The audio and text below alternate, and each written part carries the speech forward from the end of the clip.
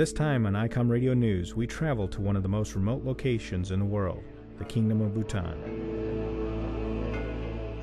This DXpedition takes us to the eastern slopes of the Himalayas, a mountain chain steeped in tradition and lore. Bhutan has been visited throughout the centuries by saints, mystics, scholars, and pilgrims. This land has been blessed with a people rich in a cultural legacy. From traditional woven garments to the prayer flags high on the local mountaintops, the place is nothing less than magical.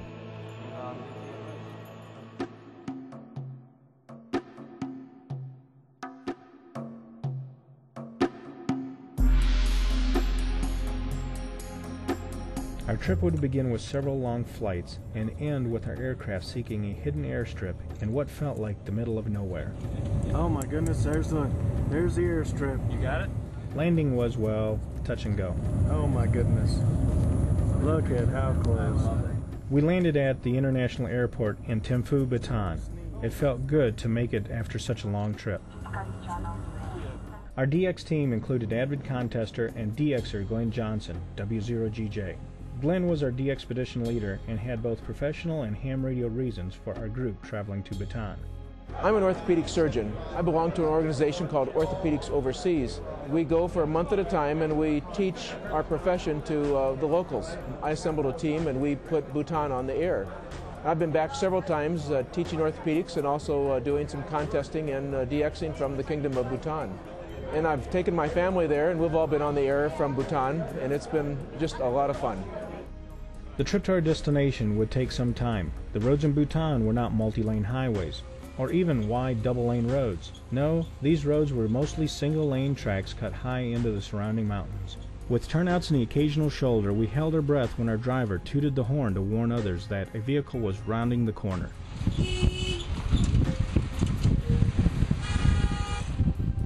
The place itself is beautiful.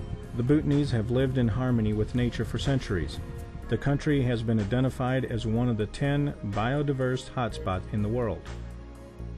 Its ecosystem harbors an estimated 770 species of birds, over 50 species of rhododendron, medical plants, and orchids. Also rich in wildlife with animals like snow leopards, golden langur, blue sheep, tiger, water buffalo, and elephant. I have to include the many wonderful domestic animals, some of which even shared our single-track roadway. Quite positive we would have to wait our turn.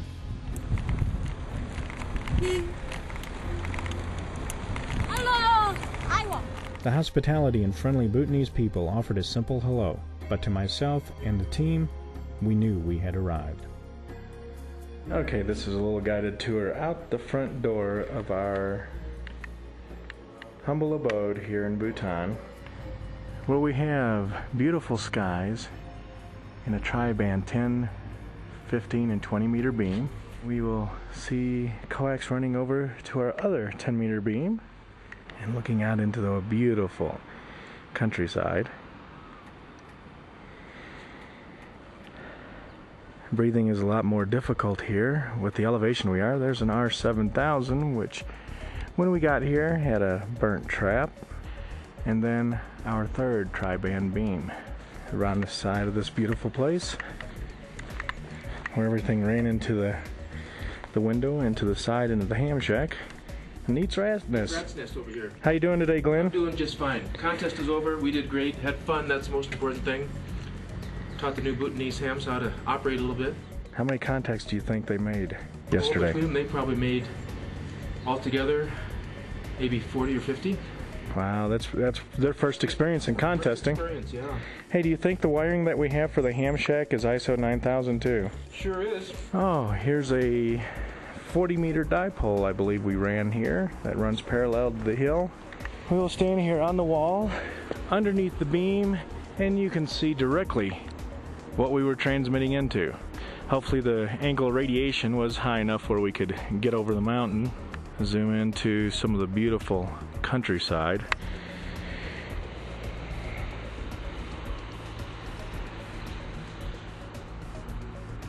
And this is the Zon for the capital of Thimphu. Very beautiful. We were able to go inside, but unable to take any cameras to take any photographs. And right over here, a row of prayer flags as we look across the 80-meter Gladiator. The home itself was beautiful, our accommodations first class, and the DX, well, in one word, fantastic. And here is our host, Yeshi. Hi, Yeshi, how are you? Thank you very much. Hi. And this is the area where we would eat all of our meals, prepared in the kitchen with the chefs here. Our driver, Strong. Hello. And then up the stairs, the setup we had, the main shack. Yak, yak, yak, yak, yak. That's what we did all weekend. That's right. How do you feel today, Dave? 457,000 points. I feel great. It's good. I've been up since 2 o'clock. It's 1 p.m. now. Haven't hit you yet. Not yet. It will on the road. Across the edge of the Bhutan Ham Center are all the different QSL cards. 11 of those have Johnson for a last name. Yeah, it looks like the Johnsons have a monopoly on all the QSL cards. After experiencing the excitement and energy of being on the air during a major DX contest, we all noticed a different sort of energy. This place, the beautiful prayer flags flowing in the crisp mountain air. A view of the Himalaya mountains, so peaceful. For a moment, the radio silent, a still calm. All in our team was at peace, and for me, in this place, I could feel the echoes of generations past. For Icom America, I'm Ray Novak, N9JA.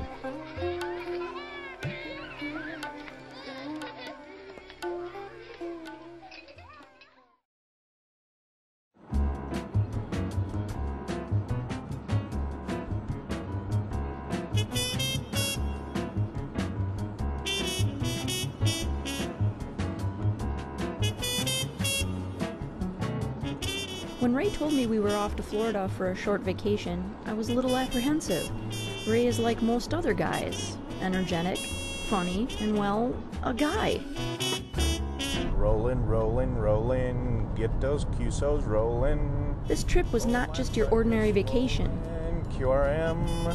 He was in search of ham radio adventure, and I was looking forward to a long stroll on the beach, never-ending sunshine, and some sightseeing fun. We're in Pensacola, Florida, heading down to St. George Island. And this is going to be making a very easy DXpedition trip. We fly into an area. No tents. No tents. No roughing it. We have running water. I took a shower this morning. No seasickness. The accommodations are swell compared to what you would think a DXpedition would be. There are virtually hundreds of islands all across the United States that are easy to access, and you can do a pretty fun DXpedition from. A fun DXpedition? That was yet to be determined. One thing I did know, with 8 couples sharing costs, it made the trip affordable for everyone. When you take a look at a cost of a DXpedition, you've not only got your personal costs, but you've got your travel expenses as well. This one is actually a very nice DXpedition, but some of them will take weeks at a time. The DXpedition to Peter I will actually take them 5 weeks. Time to get down there, I think 3 weeks on the air, and then time to come back. So describe to me what a DXpedition is again. Well, a lot of it is for the ham radio operators out there that are trying to collect either a rare island or a rare DX identity. What we're going to be doing this time is putting an island on the air, which is part of the IOTA program, which is Islands on the Air. Each island has a unique identifier for whatever area that they're in, as well as a island number. Looks like right over there is their bridge to the island, Well. St. George Island, 9 miles.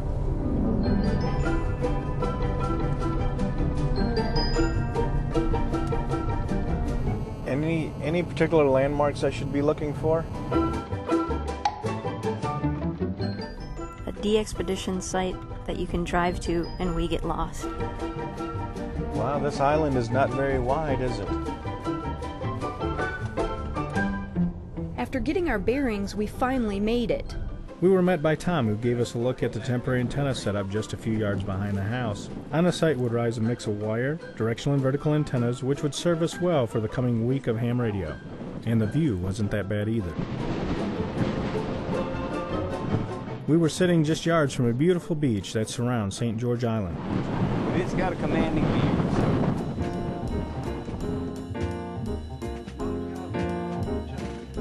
The focus for me this weekend was being on the air and in the hot seat at the center of a DXpedition. 5x5 out of St. George Island, Florida, IOTA station November Alpha 085 QSL. Other ham radio stations take turns talking to us. The rare nature of our station generates lots of traffic, causing a radio pileup. Whiskey for India, islands on the air, CQ. The fast exchanges allow us to fit a number of stations into a short time frame. We keep score by entering the radio station's call sign, signal strength, and location. This log allows us to keep track of our contacts. QSL via WA. QSL via W. A4AA. A4AA. We also offer confirmation of the radio contact with a souvenir of sorts, in the form of a ham radio postcard or what we call QSL card. Sometimes we would work 100 radio stations an hour and sometimes only 10. It was dependent on time of day and if the bands were open. Has it been like that all morning? No, it's just stopped about a half hour ago, and the exciting part of a dead band is getting that one person that does dial across and find you and says, coming back to you.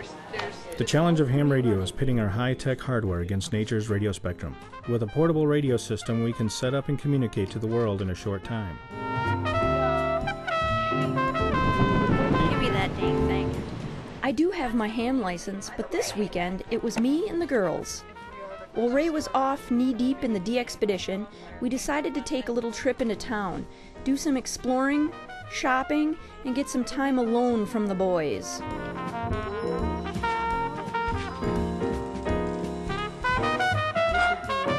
Good meals were always a part of the day. After dinner we would sit around, play cards, chat, and just enjoy the company.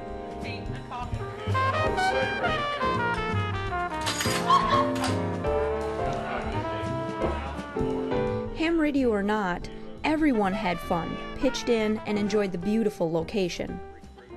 Learning about different people and places is what ham radio is all about, and this weekend proved it. Where is that margarita? Are we boring you, Virginia?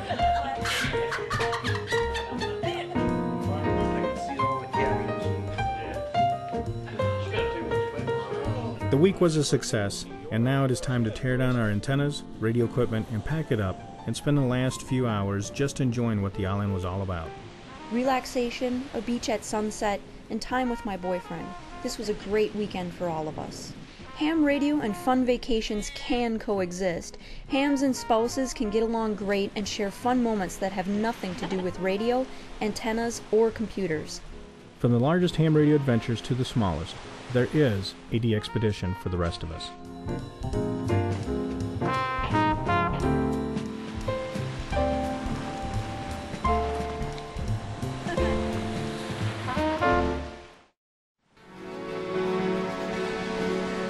In a world filled with invisible radio waves, a world made available at the speed of light, the island chasers seek the unique and the rare, radio stations operating on islands around the globe.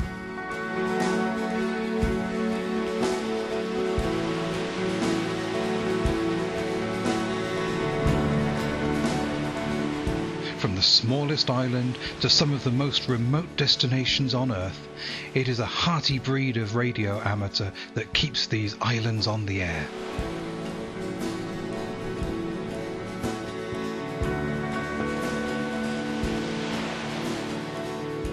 Created in 1964 by eminent British shortwave enthusiast Jeff Watts, the international contesting organisation was taken on by the RSGB in 1985. With the world's islands put into many IOTA groups, the challenge of contacting these islands adds to the enjoyment of the hobby of amateur radio. IOTA offers 18 separate certificates, each with varying degrees of difficulty, as well as 2 prestigious awards for high achievement. An honour roll and performance tables are published annually on the IOTA website to encourage continual updating of scores.